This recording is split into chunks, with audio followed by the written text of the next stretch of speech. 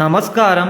നമ്മുടെ കേരളത്തിൽ നിന്നും പഞ്ചാബിലേക്ക് ട്രിപ്പ് അടിക്കാൻ പറ്റിയ ഒരു കിടിലം സൂപ്പർ ഫാസ്റ്റ് എക്സ്പ്രസ് ട്രെയിനെ പറ്റിയിട്ടുള്ള വിവരണമാണ് നമ്മുടെ ഇന്നത്തെ വീഡിയോ.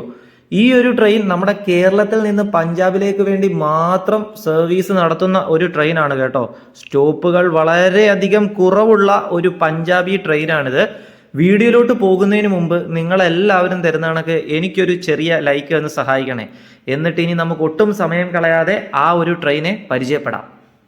ഫ്രണ്ട്സ്, ഇതാണ് നമ്മുടെ train number 12483 Amritsar super fast express. ഈ ഒരു ട്രെയിൻ ആഴ്ചയിൽ ബുധനാഴ്ചകളിലായി മാത്രം സർവീസ് നടത്തുന്ന ഒരു ട്രെയിനാണ്. ആരംഭിക്കുന്നത് നമ്മുടെ തിരുവനന്തപുരം നോർത്തിൽ നിന്നും, അതായത് നമ്മുടെ പഴയ കൊച്ചുവേളിയിൽ നിന്നാണ് ഈ ഒരു ട്രെയിൻ ആരംഭിക്കുന്നത്. രാവിലെ 9:10 തിരുവനന്തപുരം നോർത്തിൽ നിന്നും ആരംഭിക്കുന്ന ട്രെയിൻ ആലപ്പുഴ വഴി 3293 കിലോമീറ്റർ ദൂരം സഞ്ചരിച്ച് മൂന്നാം ദിവസം ഉച്ചയ്ക്ക് ശേഷം 1:50 നമ്മുടെ പഞ്ചാബിലെ അമൃത്സർ ജംഗ്ഷൻ വരെ ഈ ഒരു ട്രെയിൻ സർവീസ് നടത്തുന്നുണ്ട്. ഇതേ ട്രെയിൻ തന്നെ ട്രെയിൻ നമ്പർ 12484 ആയിട്ട് ആഴ്ചയിൽ ഞായറാഴ്ചകളായിട്ട് തിരികെയും സർവീസ് ഉണ്ട് കേട്ടോ. അത് നമ്മുടെ അമൃത്സർ ജംഗ്ഷനിൽ നിന്നും രാവിലെ 5:55 ആരംഭിക്കുന്ന ട്രെയിൻ മൂന്നാം ദിവസം ഉച്ചയ്ക്ക് 12:30 തിരുവനന്തപുരം നോർത്തിലേക്ക് എത്തിച്ചേരുന്നതാണ് കേട്ടോ. ഈ ഒരു ട്രെയിനിൽ 4 ജനറൽ കമ്പാർട്ട്മെൻറ്റുകളുണ്ട്. അതായത് അൺറിസർവ്ഡ് ആയിട്ടുള്ള കോച്ചസ് ഈ ഒരു ട്രെയിനിൽ 4 എണ്ണമാണ്. UR എന്ന് നമുക്ക് ട്രെയിനിൻ്റെ വെളിയിൽ കാണാനായിട്ട് സാധിക്കും. അത് ഈ ഒരു ട്രെയിനിൽ 4 എണ്ണമുണ്ട്. ട്രെയിനിൻ്റെ മുൻഭാഗത്ത് 2ഉം ട്രെയിനിൻ്റെ പിൻഭാഗത്ത് 2ഉം. സ്ലീപ്പർ കോച്ചസ് വരുന്നത് 7 എണ്ണമാണ് കേട്ടോ. S1 മുതൽ S7 വരെ അങ്ങനെ സ്ലീപ്പർ കോച്ചസ് ഉണ്ട് ഈ ഒരു ട്രെയിനിൽ 7 എണ്ണം. പിന്നുള്ളത് AC കോച്ചസ് ആണ്. അത് മൊത്തത്തിൽ 8 AC കോച്ചസ് ഈ ഒരു ട്രെയിനിലുണ്ട്.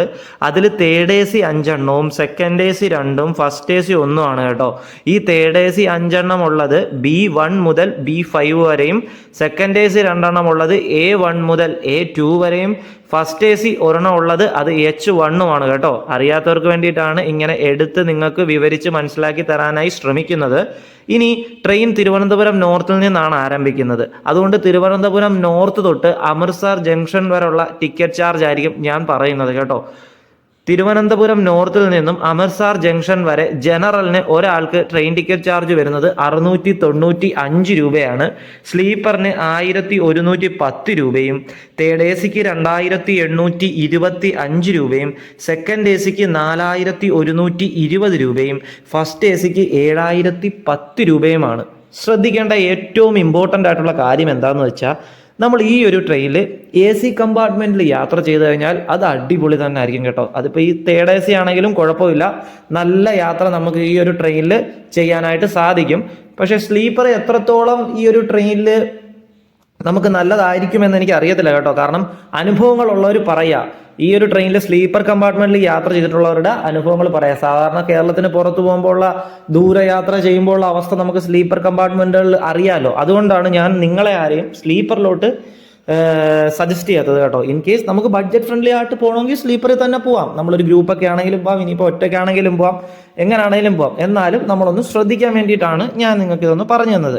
ഇനി ഈ ഒരു ട്രെയിൻ തിരുവനന്തപുരം നോർത്തിൽ നിന്നും നമ്മുടെ അമൃത്സർ പോകുമ്പോഴും അമൃത്സറിൽ നിന്ന് തിരിച്ച് തിരുവനന്തപുരം നോർത്തിലേക്ക് വരുമ്പോഴും നിർത്തുന്ന എല്ലാ സ്റ്റേഷൻസും സ്റ്റേഷനുകളിൽ എത്തിച്ചേരുന്ന സമയവും നമുക്കൊന്ന് കേൾക്കാം. അപ്പോൾ നമ്മുടെ train number 12483 Amritsar super fast express Thiruvananthapuram നോർത്തിൽ നിന്നും രാവിലെ 9:10 ആരംഭിച്ചാൽ പിന്നെ സ്റ്റോപ്പ് ഉള്ളത് കൊല്ലം ജംഗ്ഷനിലാണ്. 10:05 ട്രെയിൻ കൊല്ലം ജംഗ്ഷനിൽ രാവിലെ എത്തും. അത് കഴിഞ്ഞാൽ പിന്നീട് സ്റ്റോപ്പ് ഉള്ളത് കായംകുളം ജംഗ്ഷനിലാണ് കേട്ടോ. 10:45 കായംകുളം ജംഗ്ഷനിൽ ട്രെയിൻ എത്തും. അത് കഴിഞ്ഞാൽ 11:20 ആലപ്പുഴയിലാണ് ട്രെയിന് സ്റ്റോപ്പ് ഉള്ളത്. ആലപ്പുഴ കഴിഞ്ഞാൽ പിന്നെ എറണാകുളം ജംഗ്ഷനിലാണ് ട്രെയിന് സ്റ്റോപ്പ് ഉള്ളത്. അതൊരു 12:50 ആകുമ്പോൾ എത്തും.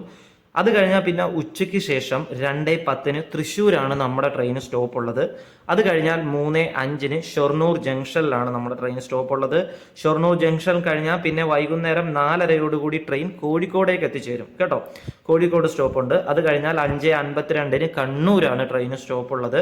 അത് കഴിഞ്ഞാൽ രാത്രി 7 മണിയാകുമ്പോഴത്തേക്കും ട്രെയിൻ കാസർഗോഡേക്ക് എത്തും.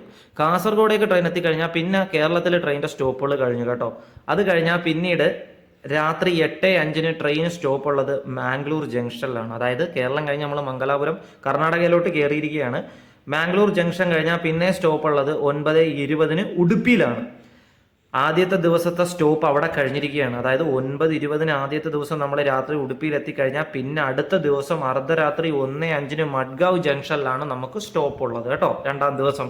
അത് കഴിഞ്ഞാൽ 4:50 രാവിലെ രത്നഗിരിയിലേക്കും 6:10 ചിപ്ലൂൺ, 10:55 പൻവേല്, അത് കഴിഞ്ഞാൽ 12:35 വസായി റോഡ്, വൈകുന്നേരം 3:30 സൂറത്ത്, 5:05 വഡോദര ജംഗ്ഷൻ, രാത്രി 8:50 രത്ലം ജംഗ്ഷൻ, രാത്രി 11:51 കോട്ട ജംഗ്ഷനിലേക്ക് ട്രെയിൻ എത്തിക്കഴിഞ്ഞാൽ ആ ദിവസം കഴിഞ്ഞു. പിന്നെ അടുത്ത ദിവസം രാവിലെ, അതായത് മൂന്നാം ദിവസം വെളുപ്പിനെ 5:30 പിന്നീട് ഈ ഒരു ട്രെയിന് സ്റ്റോപ്പ് ഉള്ളൂ. അത് ഹസ്രത്ത് നിസാമുദ്ദീനിലേക്കാണ്, അതായത് നമ്മുടെ ന്യൂഡൽഹിയിൽ. പിന്നെ ഹസ്രത്ത് നിസാമുദ്ദീൻ കഴിഞ്ഞാൽ പിന്നെ 6:10 സ്റ്റോപ്പ് ഉള്ളത് നമ്മുടെ ന്യൂഡൽഹിയിലാണ് ട്രെയിന്. അത് കഴിഞ്ഞാൽ രാവിലെ 9:05 അംബാല കാൻ ജംഗ്ഷൻ എന്ന് പറയുന്ന ഒരു സ്റ്റോപ്പിൽ നമ്മുടെ ട്രെയിൻ നിർത്തും. പിന്നെ രാവിലെ 10:46 ലുധിയാന ജംഗ്ഷൻ. അവിടെ എത്തിക്കഴിഞ്ഞാൽ പിന്നെ 11:50 ജലന്ധർ സിറ്റി ജംഗ്ഷനിലാണ് നമ്മുടെ ട്രെയിന് സ്റ്റോപ്പ് ഉള്ളത്. പിന്നീട് 12:51 ബിയാസ് ജംഗ്ഷനിലേക്ക് എത്തും. പിന്നെ 1:50 ട്രെയിനിൻ്റെ ഡെസ്റ്റിനേഷനായ അമൃത്സർ ജംഗ്ഷനിലേക്ക് ട്രെയിൻ എത്തിച്ചേരുന്നതാണ്. ഇതാണ് ട്രെയിൻ നമ്മുടെ നാട്ടിൽ നിന്ന് പഞ്ചാബിലോട്ട് വരുമ്പോൾ നിർത്തുന്ന എല്ലാ സ്റ്റേഷൻസും സ്റ്റേഷനുകളിൽ എത്തിച്ചേരുന്ന സമയവും. ഇനി നമുക്ക് ഇതേ ട്രെയിൻ തിരിച്ച് സർവീസ് നടത്തുന്നത് ആഴ്ചയിൽ ഞായറാഴ്ചകളിലാണല്ലോ. അത് ട്രെയിൻ നമ്പർ 124/84 ആയിട്ടാണ്. അമൃത്സർ ജംഗ്ഷനിൽ നിന്നും ആരംഭിക്കുന്നത് രാവിലെ 5:55 പിന്നീട് 6:30 ബിയാസ് ജംഗ്ഷനിലേക്ക് ട്രെയിൻ എത്തിച്ചേരും. അത് കഴിഞ്ഞാൽ 7 മണിയോടുകൂടി ജലന്ധർ സിറ്റി ജംഗ്ഷനിലേക്കും പിന്നെ 8:05 ലുധിയാന ജംഗ്ഷൻ, രാവിലെ 10 മണിയോടുകൂടി അംബാല കാണ്ട് ജംഗ്ഷനിലേക്കും പിന്നെ ഉച്ചയ്ക്ക് 12:55 ന്യൂഡൽഹിയിലാണ് ട്രെയിൻ സ്റ്റോപ്പ് ഉള്ളത്. അത് കഴിഞ്ഞാൽ 1:30 ഹസ്രത്ത് നിസാമുദ്ദീനിലേക്ക് നമ്മുടെ വണ്ടി എത്തും. അത് കഴിഞ്ഞാൽ പിന്നെ ഭയങ്കര ഗ്യാപ്പ് എടുത്ത് വൈകിട്ട് 6:05 പിന്നെ സ്റ്റോപ്പ് ഉള്ളത് കോട്ട ജംഗ്ഷനിലാണ്. അത് കഴിഞ്ഞാൽ രാത്രി 9:30 രത്ലം ജംഗ്ഷനിൽ നമ്മളെ ട്രെയിൻ എത്തി. തിരിച്ചുള്ള യാത്രയിൽ ആദ്യത്തെ ദിവസം രാത്രി 9:30 നമ്മുടെ സ്റ്റോപ്പുകൾ കഴിയും കേട്ടോ. പിന്നെ രണ്ടാം ദിവസം ആരംഭിക്കുന്നത് അർദ്ധരാത്രി 1:15 വഡോദര ജംഗ്ഷനിലാണ്. അത് കഴിഞ്ഞാൽ വെളുപ്പിനെ 3 മണിക്ക് സൂറത്തിലാണ് സ്റ്റോപ്പ് ഉള്ളത്. അത് കഴിഞ്ഞാൽ രാവിലെ 6 മണിയോടുകൂടി വസായി റോഡിലേക്ക് ട്രെയിൻ എത്തിച്ചേരും. അത് കഴിഞ്ഞാൽ 7:35 പനവേലിലേക്ക് എത്തിച്ചേരും. പിന്നെ രാവിലെ 11 മണിയോടുകൂടി ചിപ്ലൂനിൽ നിർത്തിക്കഴിഞ്ഞാൽ പിന്നെ ഉച്ചയ്ക്ക് 12:30 രത്നഗിരിയിലാണ് ട്രെയിന് സ്റ്റോപ്പ് ഉള്ളത് കേട്ടോ. അത് കഴിഞ്ഞാൽ വൈകുന്നേരം 5:10 നമുക്ക് പിന്നെ സ്റ്റോപ്പ് ഉള്ളത് വണ്ടിക്ക്. അത് നമ്മുടെ ഗോവയിൽ മഡ്ഗാവ് ജംഗ്ഷനിലാണ് കേട്ടോ. അത് കഴിഞ്ഞാൽ 9:20 രാത്രി ഉടുപ്പിയിലാണ് പിന്നെ നമുക്ക് സ്റ്റോപ്പ് ഉള്ളത്. അത് കഴിഞ്ഞാൽ രാത്രി 11:45 മംഗലാപുരത്തേക്ക് ട്രെയിൻ എത്തും. മാംഗ്ലൂർ ജംഗ്ഷനിലേക്ക് ട്രെയിൻ എത്തി കഴിയുമ്പോൾ രണ്ടാം ദിവസവും കഴിഞ്ഞു. പിന്നീട് മൂന്നാം ദിവസം തുടങ്ങുന്നത് തന്നെ കേരളത്തിൽ നിർത്തിക്കൊണ്ടാണ്. നമ്മുടെ സ്വന്തം കാസർഗോഡ് അർദ്ധരാത്രി 12:30 എത്തും കേട്ടോ. അത് കഴിഞ്ഞാൽ 1:52 ട്രെയിൻ എത്തിച്ചേരുന്നത് കണ്ണൂരാണ്. കണ്ണൂർ കഴിഞ്ഞാൽ പിന്നെ വെളുപ്പിനെ 3:10 ട്രെയിൻ കോഴിക്കോടേക്ക് എത്തിച്ചേരും. അത് കഴിഞ്ഞാൽ 4:55 ഷൊർണൂർ ജംഗ്ഷനിൽ ട്രെയിൻ എത്തിച്ചേരും. അത് കഴിഞ്ഞാൽ 6:30 നമ്മുടെ ട്രെയിൻ തൃശ്ശൂരേക്ക് എത്തിച്ചേരും. 7:55 എറണാകുളം ജംഗ്ഷനിലേക്ക് ട്രെയിൻ എത്തിച്ചേരുന്നതാണ്. അത് കഴിഞ്ഞാൽ 9:30 ആലപ്പുഴയിലേക്ക് ട്രെയിൻ എത്തിച്ചേരും. രാവിലെ പിന്നെ 10:10 കായംകുളം ജംഗ്ഷനും 10:52 കൊല്ലം ജംഗ്ഷനും ഉച്ചയ്ക്ക് 12:30 ട്രെയിനിൻ്റെ ഡെസ്റ്റിനേഷനായ തിരുവനന്തപുരം നോർത്തിലേക്ക് നമ്മുടെ ട്രെയിൻ എത്തിച്ചേരുന്നതാണ്.